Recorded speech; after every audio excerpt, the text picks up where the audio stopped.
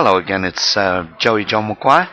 I'm in what has been this morning a very busy Wibbersdown Inn. That's a Wetherspoon pub, my new watering hole, and that's in Wimbledon, South London, United Kingdom.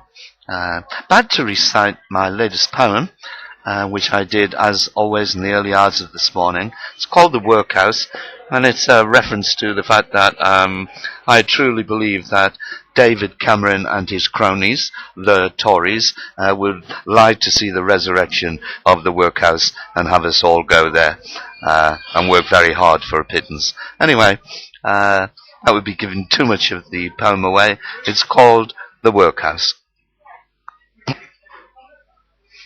There should have been no shame involved, but everyone left with no choice other than to go there was riddled with it, because the workhouse was a place of refuge, and in those days one last step on the road to the asylum. It was for those unfortunates, the products of failed revolution, who were left economically insolvent and unable to look after themselves.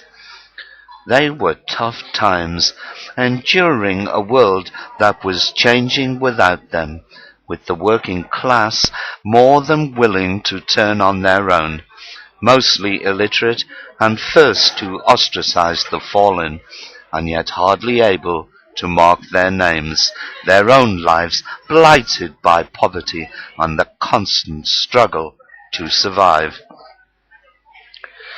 So the shame was deep-rooted, the workhouse avoided at all cost. It was a place where failures ended up, who had little option other than to seek its refuge, and how they suffered, often in silence, with their heads bowed, heavy with shame. The workhouse may well be lost to history, but I often wonder if there could ever be a time when, given the right circumstances, that it could raise its head again, and my heart shudders to think, as I look around me at all the modern day poor who know nothing of that kind of suffering, and it begs the question, how would they survive? Of course, poverty is relative to our circumstances and environment. The modern poor would be lost without Wi-Fi and their mobile phones, but that's not what I'm talking about. I'm talking about the humiliation, the loss of pride and self-respect, and the hopelessness that encompasses when the desolate have nothing but work, a pittance for a salary, and scraps for food on their plate.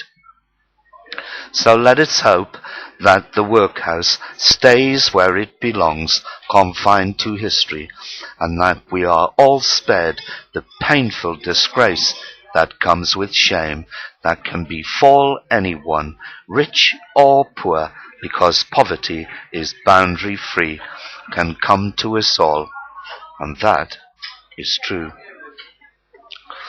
We'll dedicate that one to David Cameron and his cronies.